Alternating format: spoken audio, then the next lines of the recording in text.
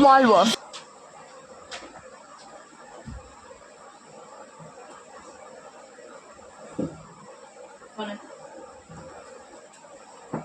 இது துணை வழக்கு ஸ்மால் பாக்ஸ் வைல்ட் காலன்ஸ். 2 பேர் புதுசாக உள்ள வந்துருப்பீங்க. நான் வந்து கதையை வந்து படிக்க ஸ்டார்ட் பண்ணுறேன். ஓகேவா?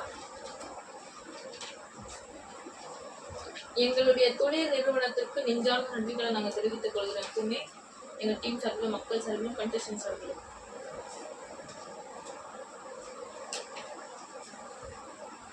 கதையின் பெயர் அழகிய பன்றிக்குட்டி. இன்னும் உங்களுக்கு வந்து எத்தனை கதை இருக்க போகுதுன்னா, ஓகே இது ஒண்ணுன்னா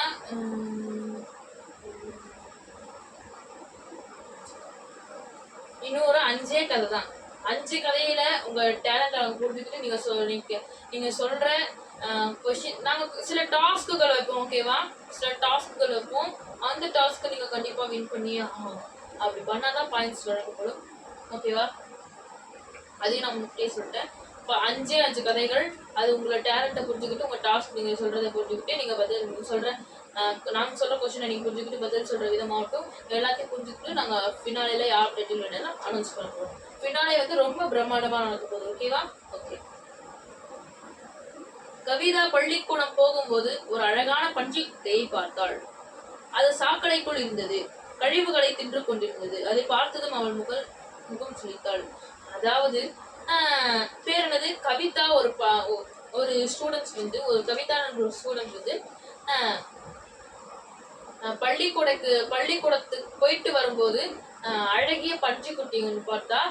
அந்த பன்றிக்குட்டி வந்து சாக்கடையில கழிவுகளை சாப்பிட்டு இருந்தது. ஓகேவா? புரிஞ்சிருக்கும் நினைக்கிற கழிவுகள்னு சொன்னா அதை சாப்பிட்டு இருந்தது. அதை பார்த்த உடனே அவன் வந்து முகம் சுழிச்சுட்டான்னு சொல்றாங்க. நடத்தும் காகித பேசுவாள். சரி சரி பாடம் நடத்தினது போதும், கதை சொல்லுங்க என்று சொல்வாள்.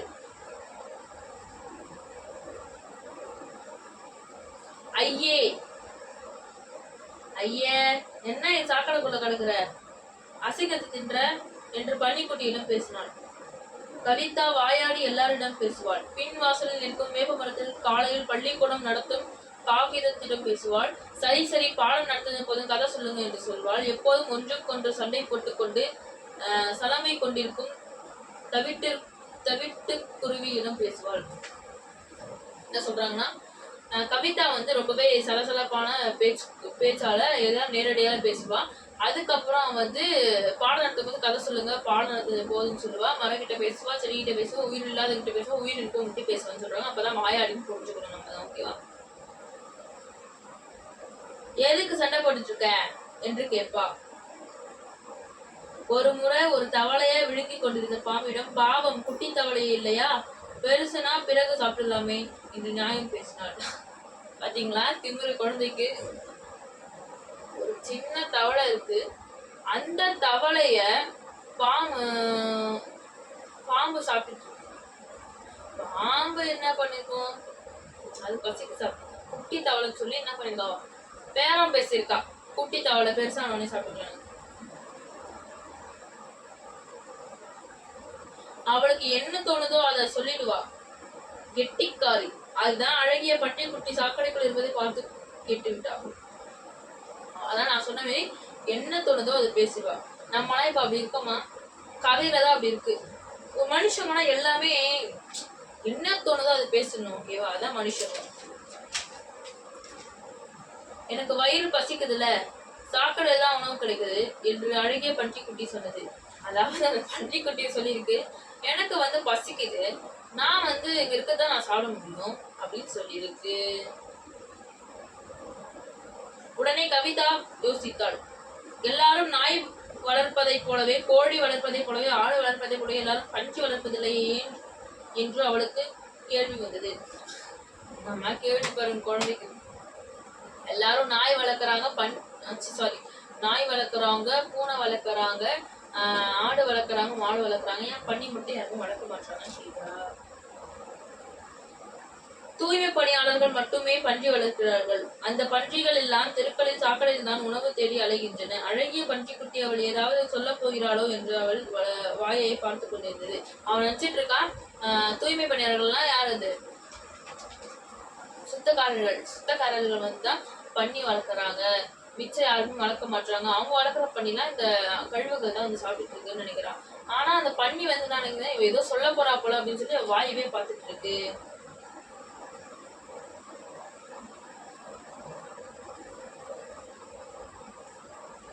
புர் என சத்தம் கொடுத்தது. பிறகு மறுபடியும் தன் மூக்கால் சாக்கடையை துளாவ ஆரம்பித்தது. பள்ளிக்கூடத்துக்கு நேரமாகிவிட்டது. அறிவியல் ஆசிரியரும் தன்னுடைய சந்தேகங்களை கேட்டுக்கொள்ளலாம் என்று வேகமாக போய்விட்டார். அறிவியல் ஆசிரியர் ஆனந்தனிடம் எந்த சந்தேகம் கேட்டாலும் பதில் சொல்வார். அவருக்கு தெரியாவிட்டாலும் தெரியவில்லை, நாளை தெரிந்து கொண்டு சொல்கிறேன், நீங்களும் தெரிந்து கொண்டு வாருங்கள் என்று சொல்வார். அதாவது அவங்களோட சயின்ஸ் டீச்சர்கிட்ட போய் கேட்கலாம் சொல்றா இந்த எதனா கொஷினை அவருக்கு தெரியலனாலும் அவர் வந்து நாளைக்கு தெரிஞ்சுக்கலாம் அப்படின்னு சொல்லுவாரு. கலிசன் கவனிச்சுக்கோங்க. அவருக்கு தெரியலனாலும் நாளைக்கு தெரிஞ்சுக்கலாம், நீங்களும் தெரிஞ்சுவாங்கன்னு சொல்லுவாரு. ஓகேவா? அன்றும் கவிதா பஞ்சுகளை பற்றி கேட்பதும் அப்படிதான் சொன்னார். மாலை பள்ளிக்கூடம் விட்டு வரும்போது சாக்கடையில் அந்த அழகிய பன்றி குட்டியை தேடினாள். இல்லை. தெருவில் எங்காவது தென்படுகிறது பார்த்தால் இல்லை. அழகிய பன்றி குட்டி எங்கே போச்சு? மாலை பள்ளிக்கூடம் விட்டு வரும்போது இது வந்து தேன்னா அது பேர் என்னது, பன்றியை வந்து தேன்னா அது வந்து எங்கேயுமே இல்லை. தெருக்களிலும் தேன்னா எங்கேயுமே இல்லை. கேட்குறா பன்னிக்குட்டி வந்து எங்கே போச்சுன்னு கேட்குறா. ஓகே, இந்த கதையை வந்து பாதி முடிச்சுட்டு ஒரு சிறிய இடைவெளி பிறகு நான் உங்களை மீண்டும் சந்திக்கிறேன்.